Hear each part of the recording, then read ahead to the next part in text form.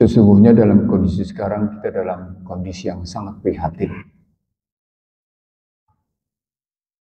Kalau di Palestina sana korban sudah di atas 10.000. Maka sejak Ben Gurion dengan sumpahnya mengambil tanah bangsa Palestina, sesungguhnya dia membuktikan bahwa Al-Baqarah 120 adalah ajaran Allah, informasi yang Allah sampaikan, basiran wa naziran, kemarin, hari ini, dan akan datang. Saat yang sama kita tahu bahwa negara-negara Jazirah Arab tidak bersatu. Di tanah Palestina sendiri tidak bersatu Fatah, Hamas, Hizbullah. Dan kalau kita pindah ke Indonesia, kita tahu umat Islam pun terpecah. Lalu kita diingatkan oleh hadis seolah-olah, oleh ayat, seolah-olah kita dipecah oleh 70 golongan. Tapi orang lupa bahwa pada saat yang sama juga ada hadis yang menyatakan nanti pada saatnya kita akan disatukan dan semua mukmin, semua muslim setelah melalui Shiratal Mustaqim, karena setiap orang akan dibalas sesuai dengan tindakannya, sejarah apapun dia akan masuk jannah. Situasi ini kalau di sana pertarungannya statusnya militer, perang, istilah saya akumulatif power, satu perang yang terakumulasi karena berbagai kekuatan berhimpun menjadi satu.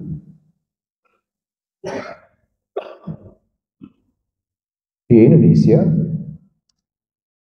perang itu sudah masuk dalam perang pemikiran dan perang peradaban. Perang pemikiran dengan militer terjadi pada 10 November 45. Perang pemikiran dikukuhkan lewat yang namanya kehadiran para guru besar dari Amerika pada tahun 56. Perang peradaban dimulai ketika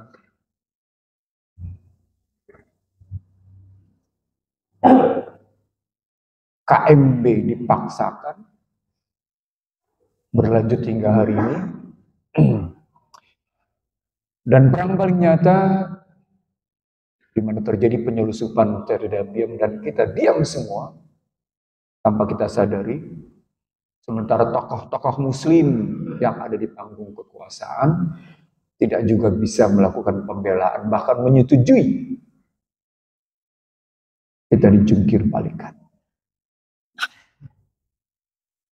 Hasilnya adalah seperti yang Anda lihat di depan. Amburadul sudah. Amburadul masyarakat kita. Amburadul masyarakat muslim.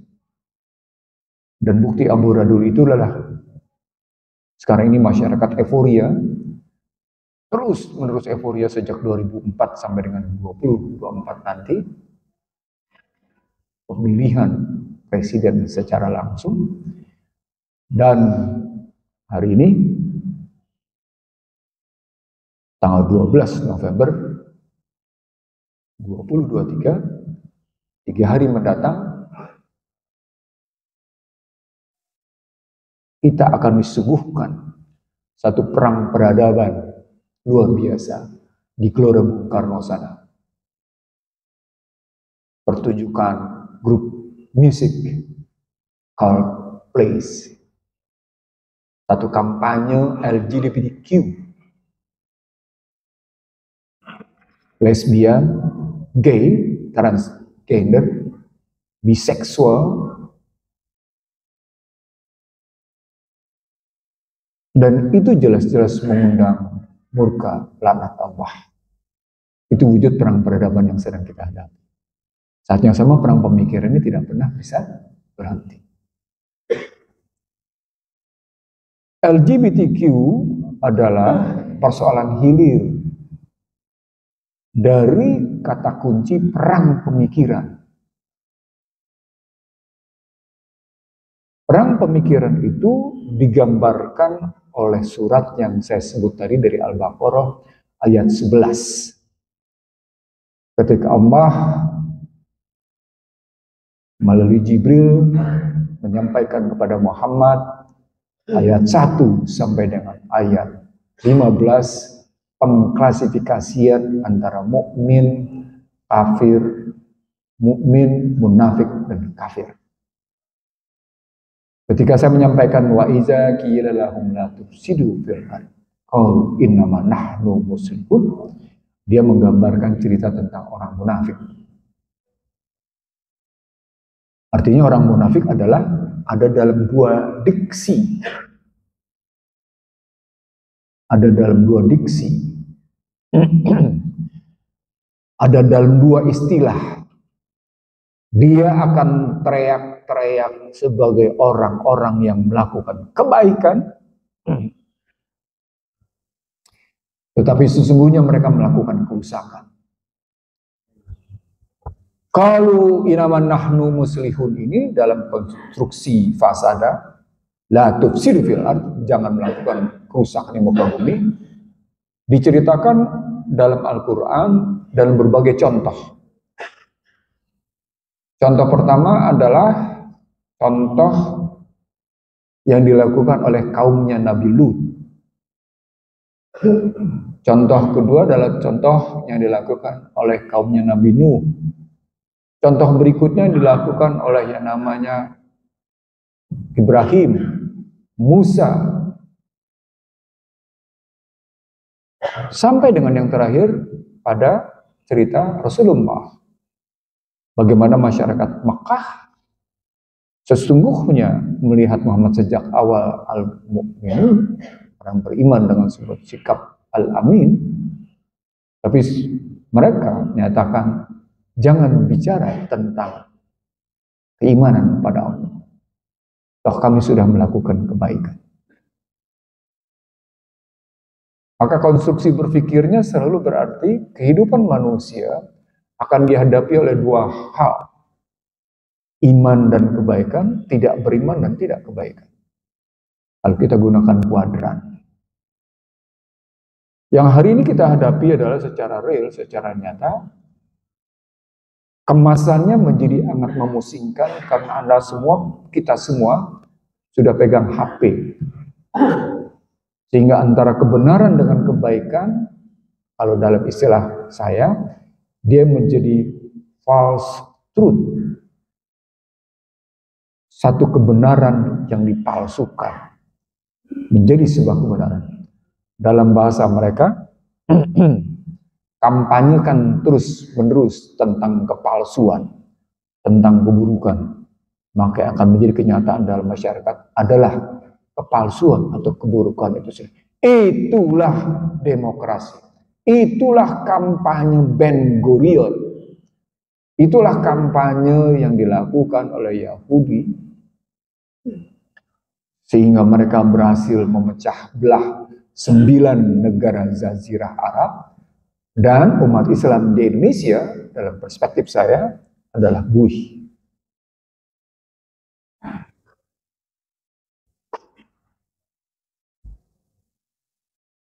Yang menariknya, saya tidak ingin menyebut institusinya, tapi saya ketemu dengan sejumlah ulama. Yang menariknya, sejumlah ulama di Indonesia juga tidak memahami tentang perang peradaban itu dalam aplikasinya. Mereka tahu ada pertentangan antara kenyataan dengan ayat. Tapi ketika kenyataan itu diajak dalam konstruksi berpikir lebih mendalam, saya kurang lebih beberapa waktu lalu, saya ketemu dengan sejumlah ulama dalam sebuah dialog.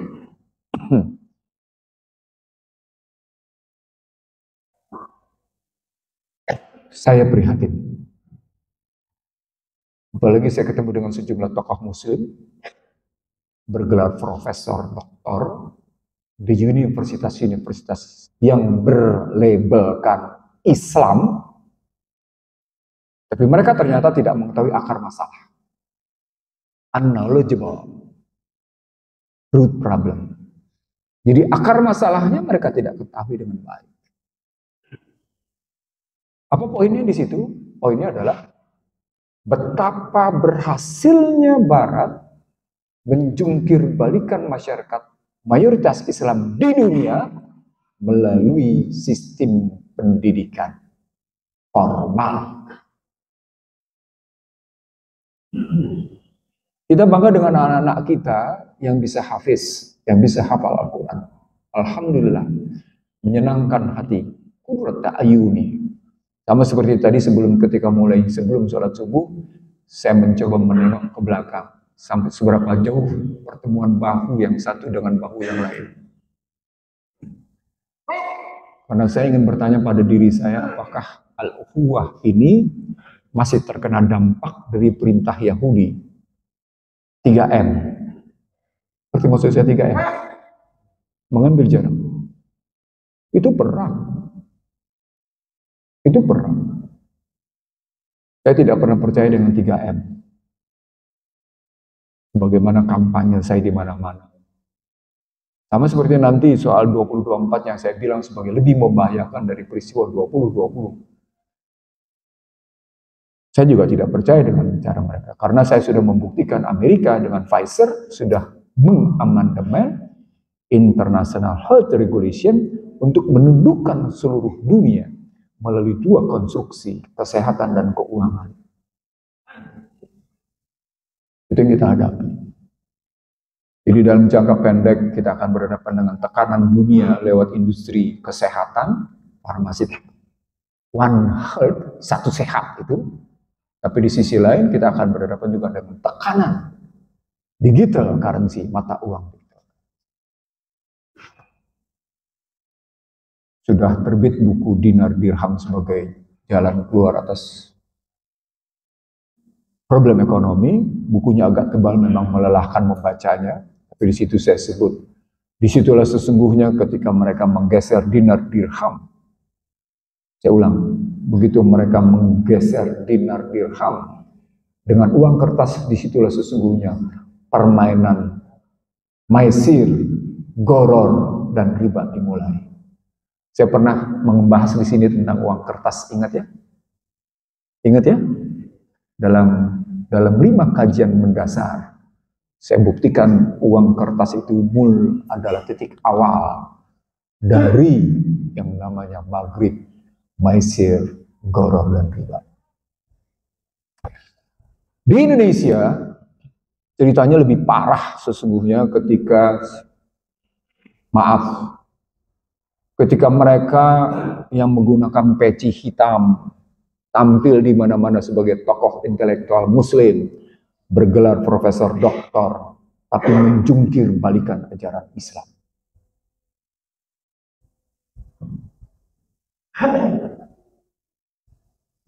Orang terkagum-kagum pada dia, orang terkagum-kagum pada tokoh-tokoh itu, baik karena jabatannya, karena tahtanya, maupun karena kekayaan. Padahal pada saat yang sama dia dipakai sebagai label untuk menyesatkan. Sama seperti tampilnya Gibran sebagai cawapresnya Prabowo Subianto, yang besok ini tanggal 13 akan menjadi penentuan. Apakah kita dalam peristiwa yang menyesatkan itu akan makin tersesat atau tidak?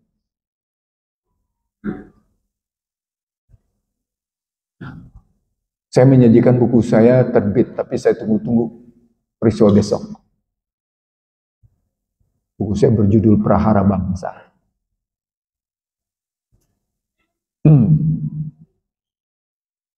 Tanggal 13 besok akan menjadi penentuan apakah kita akan masuk dalam kemelut lebih mendalam atau tidak. Perhatikan baik-baik peristiwa besok. Tanggal 15 besok akan juga menjadi penentuan seberapa jauh kita punya respon terhadap kampanye menyesatkan bangsa ini. Malaysia sudah kebobolan. Karena di panggung, sang tokoh antara lelaki dengan lelaki saling berciuman.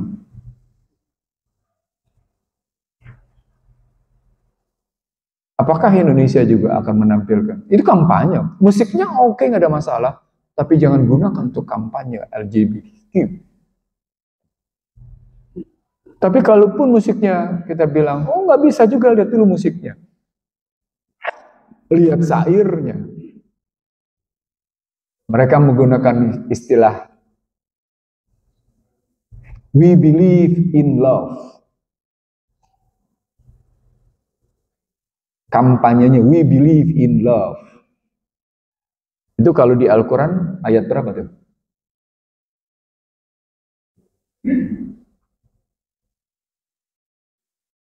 Ada 2 ayat yang bicara seperti itu. Tapi mereka ganti love-nya bukan love dalam konstruksi kepada ajaran Allah. Tapi love-nya mereka ganti antara sesama jenis. Al-Quran di 165. Alladzina amanu asaddun hubban. Kalau Al-Baqarah 165, asaddun hubban billah. Al-A'raf 172. Alastu rabbikum qalu bala sahidna. Mereka believe in love. Love-nya itu bukan pada ajaran.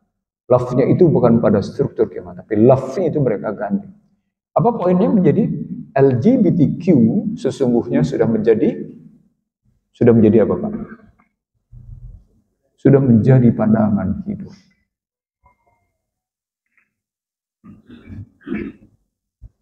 Sudah menjadi cara.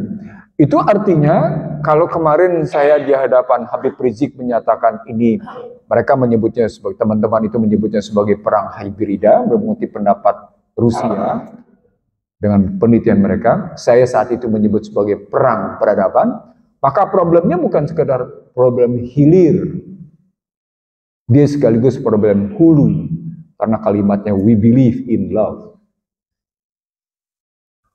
Pak, Bu, kalau dulu istrinya punya anak perempuan, kita harus ekstra waspada. Sekarang punya anak laki-laki juga sama, ekstra waspada juga. Apalagi kemudian muncul rumor pesantren menjadi sarana berbahaya, munculnya lesbi, munculnya gay, kan itu disebarluaskan. Dalam mereka orang ketakutan untuk menyekolahkan anaknya di pesantren. Saat yang sama kita harus akui juga soal pengawasan terhadap anak-anak di pesantren memang butuh ditingkatkan. Pak, Bu, itu perangnya luar biasa. Ini yang ingin saya ajak dalam rasa qurrata ayuni yang saya dapatkan pagi ini di masjid ini, yang ingin saya ajak kolbu dan intelektual Bapak Ibu sekalian melihatnya secara lebih jernih, sehingga kita pulang ke rumah membawa oleh-oleh yang tahu secara persis apa yang sedang kita hadapi. Dan sekali lagi, buat apa kita berjumlah banyak kalau ternyata kita dalam buih? Terbayangkankah oleh Anda bahwa yang namanya ratusan ribu masyarakat di Palestina sana yang juga terdiri dari berbagai agama, tapi yang terutama yang Muslim mampu bertahan. Ya ayyuhalladzina amanu yuqatiluna fi sabilillah. Ya ayyuhalladzina kafaru yuqatiluna fi tauhid. Biasanya orang terperangah lupa ketika bicara ya bani Israil azkuru nikmati allati an'amtu alaikum wa ani fadaltukum lil alamin. Seolah-olah yang namanya Bani Israel itu, seolah-olah yang namanya orang-orang Yahudi itu, berdasarkan struktur Nabi Yakub, keluarga Yusuf, selalu orang-orang yang diutamakan di muka bumi. Padahal kalau balik lagi dalam surat Jumu'ah, Allah membuktikan, tidak, mereka sesungguhnya adalah kaum yang selalu membunuh para nabi, Mereka yang selalu mendustai. Ada 9 karakter dari mereka yang sesungguhnya mereka tidak pernah bisa dipercaya.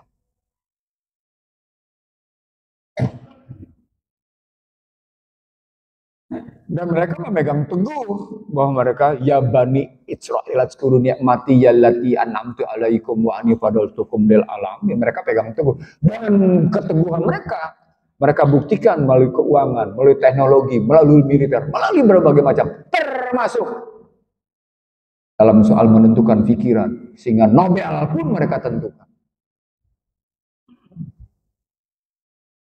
Nobel ekonomi, Nobel perdamaian, Nobel fisika, Nobel matematika, semua mereka yang tentukan. Apa poinnya kalau Nobel yang mereka tentukan? Mereka menentukan ukuran, timbangan dunia. Itulah ISO. Di dunia panggungnya ISO. Wah, kalau kita ingin dapat ini klasifikasi, maka kita dapat sertifikasi ISO sekian belas ribu, ISO sekian. Itu artinya pakaian mereka punya dipaksakan ke kita. Padahal Al-Quran menyatakan nggak begitu dong. Bangun ukuran sendiri dong. Kan kita bikin ukuran. Kenapa mesti pakai ukuran mereka?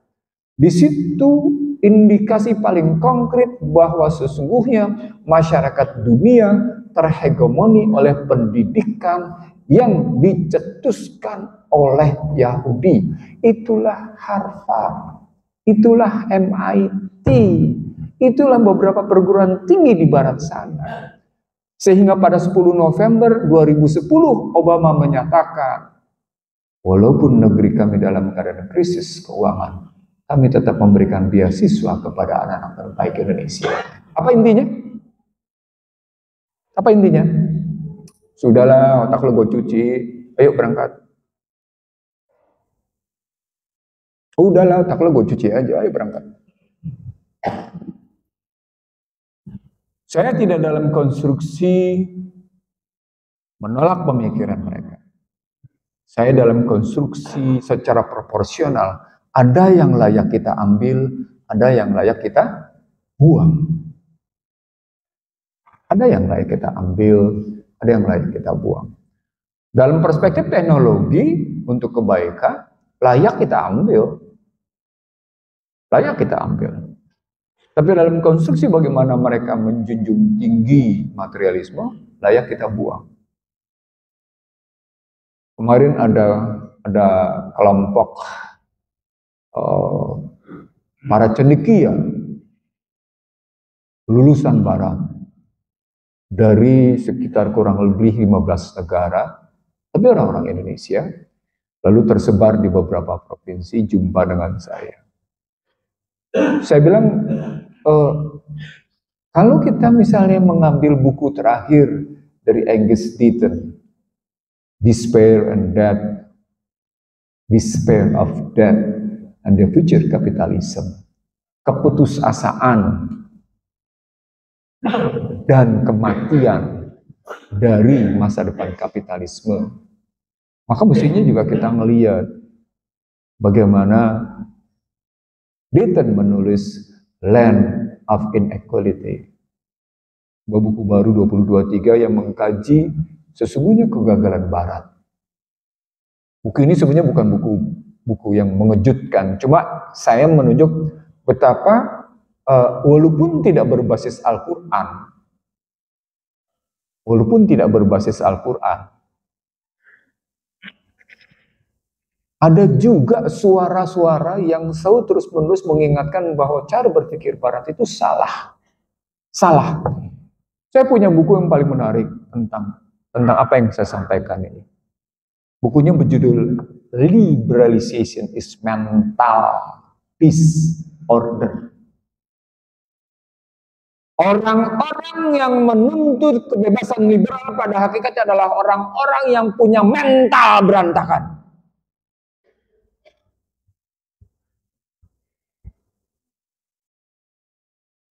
Ada teman yang baru pulang dari Amerika, mereka bilang, kasihan ya Amerika sekarang. Cerita dia, karena dia dari beberapa kota. Temu saya 2 kali kemarin terakhir. Homeless-nya tinggi, ketimpangannya luar biasa, narkobanya rusak. Terus itu yang kita contoh, demokrasinya. Halo.